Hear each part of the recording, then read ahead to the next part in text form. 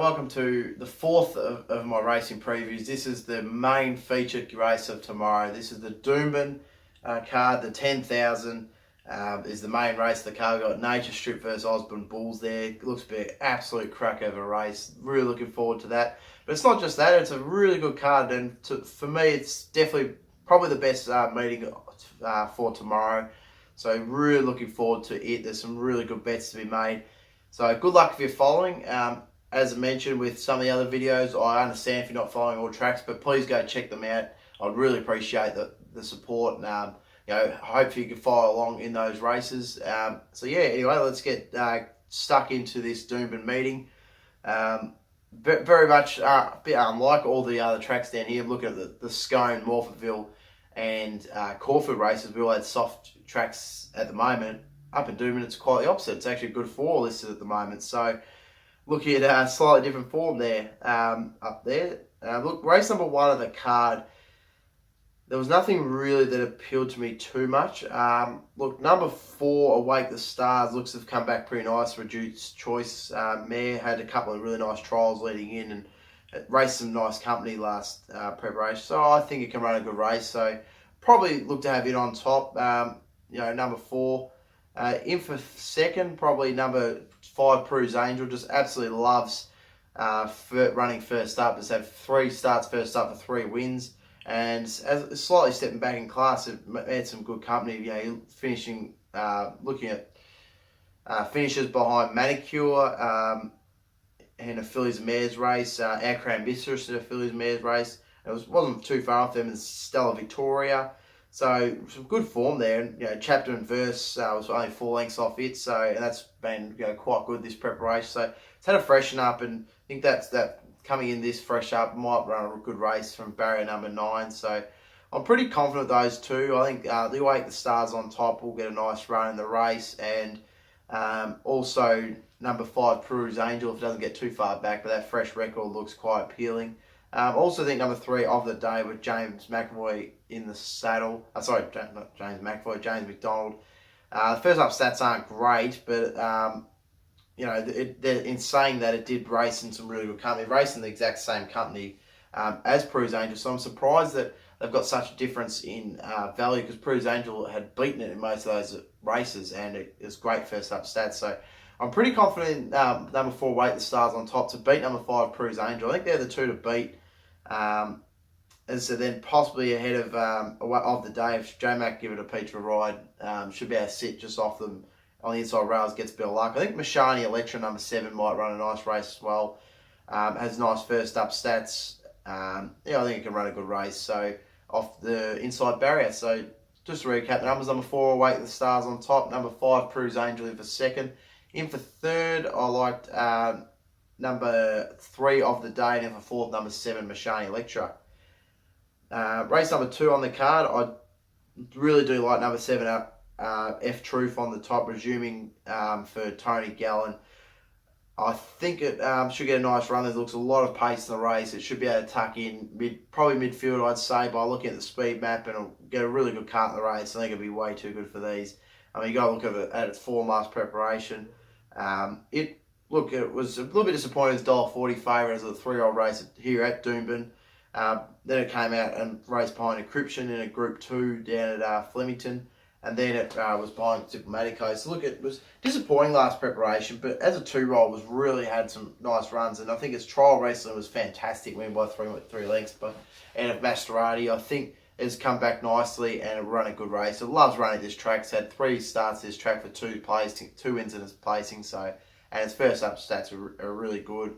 I think it's just got the talent on this field, and it's come back to gelding. So I think it can run a really good race here. And I've got it on top to beat number 9. I've got it now with Corey Bayless. He gets 3 kilo claims. It comes down to 52 kilos.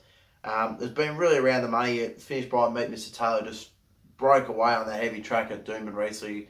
That was an impressive win. Meet Mr. Taylor. So next time it runs, it's definitely going to have a massive watch on it. But it's been around the mark, this horse I've got it now. So I'm going to have it in for second to beat, in for third, number 4, Natch for Tony Golan and Brad Stewart in the saddle. It beat I've Got It Now last time out. Second up stats are fantastic, so wouldn't be surprised if it's in the finish. Paying some nice odds at $8 as well. In for fourth, I do like number 13, Magic Fox. I think it has come back quite nice.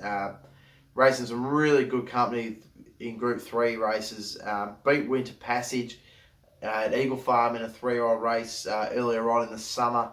So I think it will run a nice race. The only concern with it, the reason I don't have it on top is it's had 5 starts this track for not a win or a place. So it's a little bit of a concern, but I do think it has come back nice and it will run a good race. So just to recap the numbers for race 2 on the card, I do like number 7, F Truth on top with Jeff Lloyd in the saddle.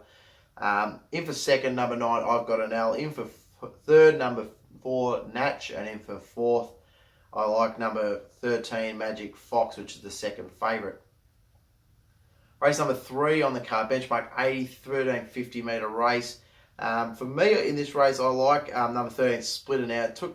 Been taken out of the race, first race of the card into this race here, which is an interesting move. Was really well backed last start, ran a nice race. Look, doesn't mean a whole lot of speed in this race, so it might be able to sit just in behind him and get a nice run. J Mac in the saddle. I think it just has so many ticks for me, and it's facing a stronger class here than it did last time out at Eagle Farm. But I thought it was a pretty good run, to be honest, and I think it can run a good race here at the nice odds. In for second, I do like number 10, The Avenger, for Chris Waller with Karen McAvoy in the saddle. It was quite good by an Insensata last time out at Eagle Farm. I think it could run a good race again here. Probably has the slightly better of the form on some of these, so I think it could run a good race. In for third, I do like number 9, So Spirited. The wide barrier is the only concern for me, but it was pretty good charging on from the back by Impressway. May not have the speed this time around, but I do think with Blake Shin in the saddle, it'll run a good race. In for fourth, I do like number 2, Snitch, with Bailey North drafter in the saddle. This horse last time out finished second behind Mr. Bellagio, 0.5 lengths. Drops in class here. Has the barrier 13, but I think it's got a real good chance at the $16 odds to be in the finish. So just to recap the numbers, I do like number 13, Splitter, on top. I do like number 10, The Avenger, in for second. Number 9, the So Spirited, in for third. And in for fourth, number 2, Snitch. Now, no knock on number 16, Cruise. Just for me, I thought its run from the back was really good. Behind Angel Dane. Obviously, have tipped Splitter, who, of course, Cruise beat it last time out. Before that, it was on pace, so I just have got me guessing a little bit. It's got the light weight, which really does help. But I just thought Splitter represented a better value. I thought it with J Mac the saddle, it might run a better race. Might have been drawn to run a better race. So for me, yeah, I just had to leave it out of the numbers. I do like quite a few in the race, and could have probably come out and win, but but yeah, look, I'm quite confident with the ones I've got. And with a big watch on Snitch, I think that's massively over the odds. Race number 4 is the Queensland Day Stakes. It's for the 3-year-old, 1350 metre race.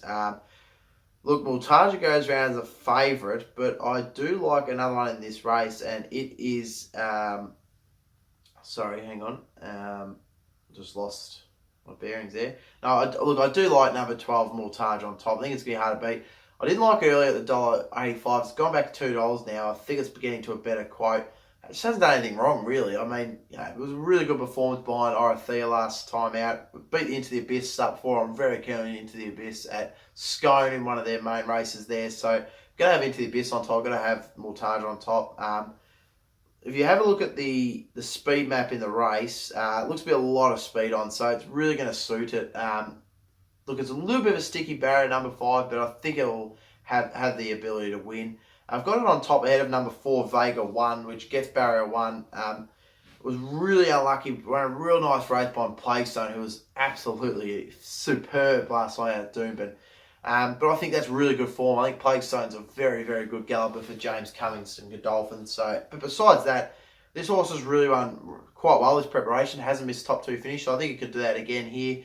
Look, step up in class slightly. I mean, obviously, as I said, Plaguestone looks really good. If Plaguestone was in this race, it would really give Multaja a run for its money, in my opinion. So I think that form's quite good to take.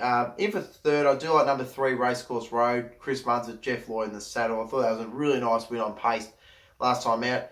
Only concern is it hasn't had a place from 3 here at this track. But look, I thought that run last start was too good to ignore, and it's been really good this preparation. Much like as I mentioned with Vague One, it hasn't missed a plate. Top 2 finish. It's going to be up there in the fighting out the finish.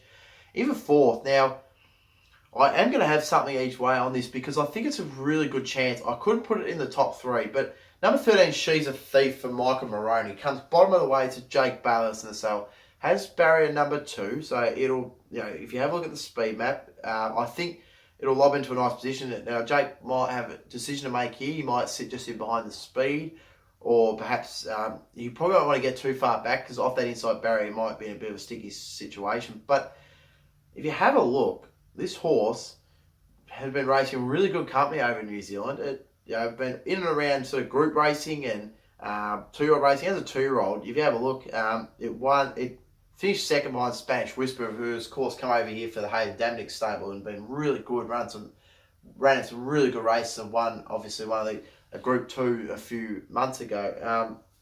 Besides that, I mean, it's racing a Group 3, then got its maiden out the way, then it finished 1.3 lengths off PG Express and a 3-year-old, then ran a Group 2 and a Group 3. So it's been racing group company. It comes here in a 3-year-old race. Well, Target's the favourite who's racing group company. Now, I think obviously group company is slightly better than New Zealand form, but you've got to respect that. I'm putting horses on top of it in Racecourse Road and Vague Line that aren't group horses, in my opinion, at the moment. So, She's a Thief is a huge chance, in my opinion. $34 odds, that's massively over the odds. I really do like its chances. So, recap the numbers. I do like number 12, Mortaja on top. Very short, but I think the race can be run to suit. I think it can run a good race. If a second, I do like number 4, Vega 1. Tricky gate, barrier 1, but I think it's been racing so well, and I think it can handle that. Blake Shin will give it a nice ride. He's in terrific form at the moment. In for third, number 3, Racecourse Road. In for 4th, number 13, She's a Thief, as I said, is a real big play at the big odds. I think it's a good chance. Race number 5 on the card, 2,000 metre, 3-year-old Group 3, Rough Habit Plate. Dealmate goes around really short here, and to be honest, I look to have got. I like Purple Sector. I think I can't see how there's so big a difference in the weights. If you have a look, Purple Sector last time out, so they both ran in the Frank Packus behind the Chosen One, and if you have a look at the finishing margins, I mean they're only 0.2 of a length off each other. So how there's such a big difference doesn't really make a lot of sense to me. So number 4, Purple Sector goes on top for me with Blake Shin in the saddle. Dealmaker in for second, number 1. In for third, I do like number 5, Borazon. I thought that run behind the Candyman was a pretty nice run from the back of the field. The Candyman goes around later in the card, so I do like Borazon's chances with Robbie Fradd in the saddle. Then in for 4th, I do like number 3, A Man to Match. I think the top 4 of the market are the rightful top 4. This is stepping back from a race behind Gem Song in the Group 3. That was the Gunseed Classic. It was quite good at this track. It comes back to its favourite track. It's had 3 starts in this track for a win and a second. So, 2 placings. So I think it's a good chance. But I do like Purple Sector on top to win. Just to recap the numbers, race number 4, Purple Sector on top. Number 1, Dealmaker in for second. So I can't understand the difference in price there. I think Purple Sector's got just a bigger chance. And in for third, number 5, Borazon. In for 4th, number 3, Amanda Match. I think the top 4 in the market are the 4 to beat. I just got them in different order to the market order. Race number 6, 2-year-old Group 2 race. This is the Moet and Chan on Champagne Classic. Cracking race here. There's some really good horses in this. And I've got, this is my value play of the card. Number 7, Disruptor on top for Gary Portelli with Larry Cassidy in the stable. Thought his run behind Reloaded last time out was really good. Maiden race, albeit, but it was lined up in a maiden race during the week at Canterbury, sorry. And they scratched it to take it here. And for me, that says a lot. Gary Portelli must be really confident how these horses come back. So I'm confident. I think I've got it. I'm just got to have it on top of those odds. It's been pretty nicely backed early, so that's a good sign to see. In for second, I do like number 1, Dubious for Kieran Maher, Davey Eustace. I thought it's run by Kamichi in the Golden Slipper. Yeah, it was a bit disappointing. It was pretty, it was obviously out in the market. Prior to that, it was a really good run behind Yes, 1.3 legs behind it in a Group 2. So it's got the form on the board over these. And look, obviously, since that Golden Slipper run, they've had a big freshen up with this horse, and it could be ready to go first up here. I just would be looking to perhaps look at its next run. I think it may be in the finish this start, but may not win this race, if that makes sense. I prefer to go Disruptor, as I said, with that knowledge of the scratching midweek.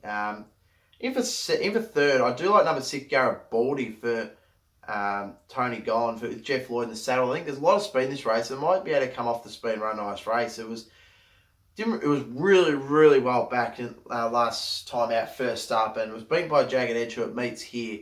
But I just think it'll get a better run this time out, and I think it can run a nice race. Before that, it was really raced around some nice company, run nicely at Meat Eagle Farm on debut. Then it went and was pretty well backed. It was beat by Tenley. Tenley's a really outstanding horse, so I really do like that sort of form, Garibaldi. And I think $26 compared to Jagged Edge's $5.50 is a huge discrepancy in the market. I just can't really make too much sense of that.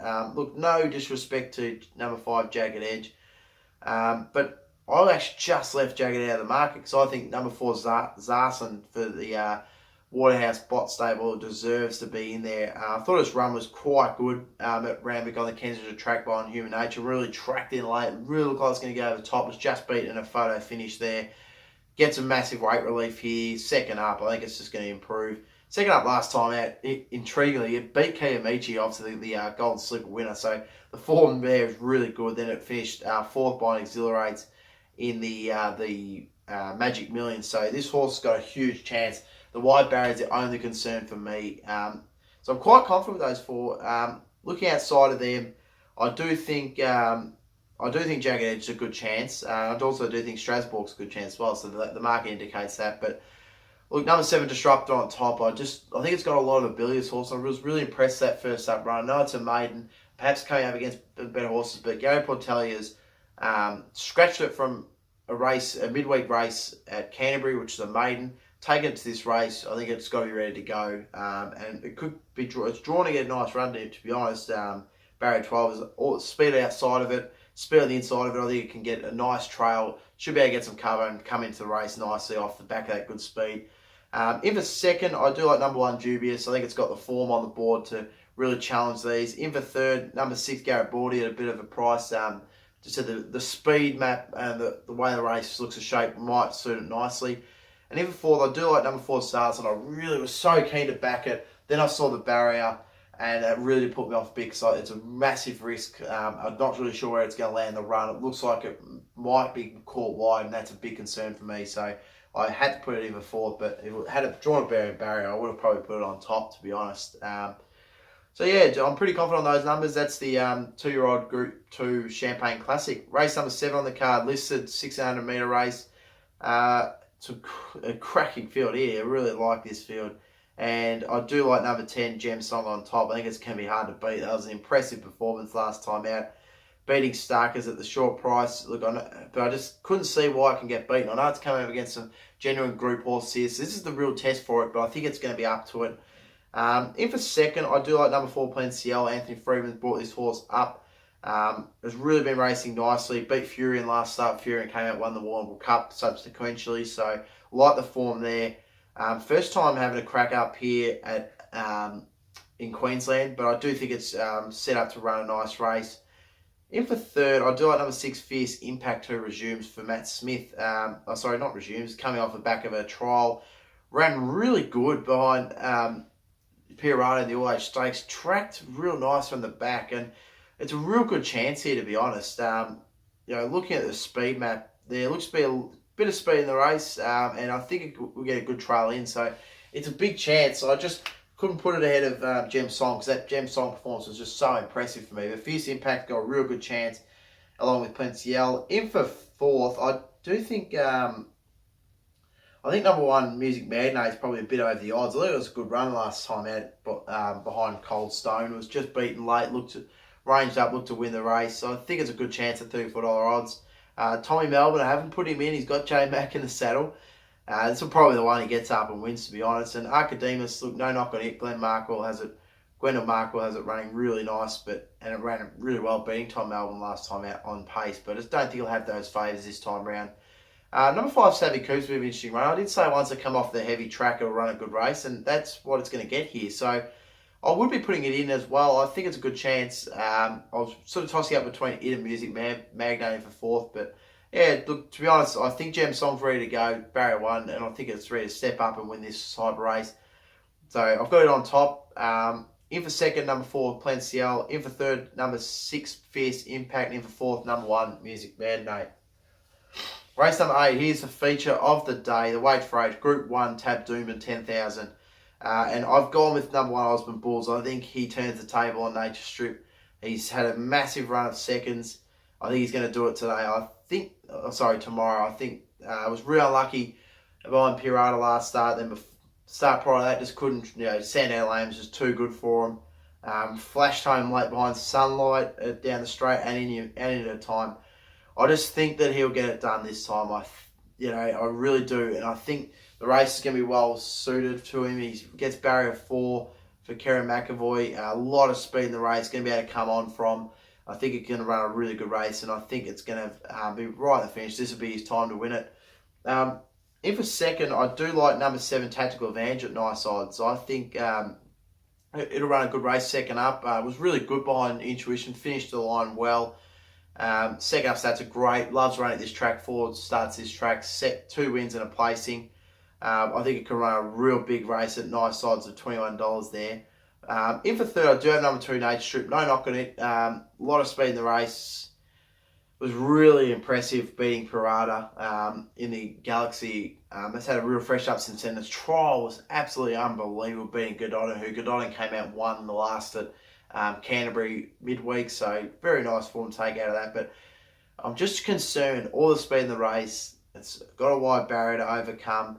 I'm sure he'll zip across and get in front of him, but there might be a few horses that might make him work for it. Now, we've seen when he comes under pressure from a lot of horses on pace, he can sometimes crumble. So, bit of a query there. I couldn't put it on top of $2.20, but I think it'll be in the finish. In for fourth, I do like number 11, Champagne Cold. I think the race is run to suit for it. Would have been better on the rain affected going, but I still think it'll run a good race. I only finished a length off Pirata last time out on a good track in the All Age Stakes. I've got to respect it at $13. So pretty confident with the ones I got on top. Number 1, Osborne Bulls on top. In for second, number 7, Tactical Advantage. I think it's ready to take that big step and run a good race here.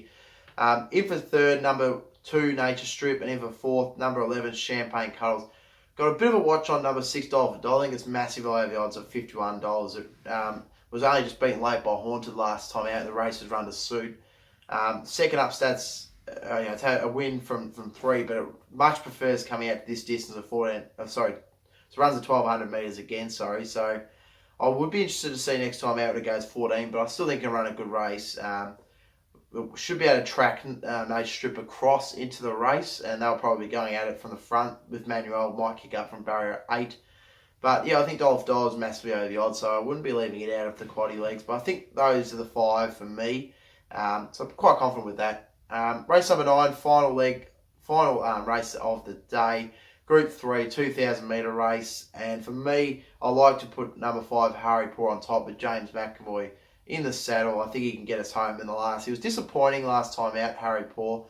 Went round the favourite and was beaten by Grey Line by 5 lengths. But before that, was so good beating Fantastic at Bendigo in the Golden Mile. So I think it can return to form and run a good race here.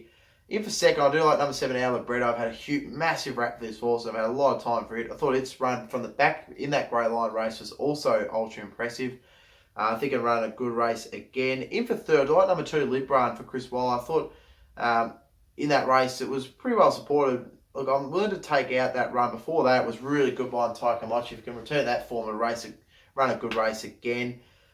In for fourth, I do like Mongolian Concord, number 14, the local.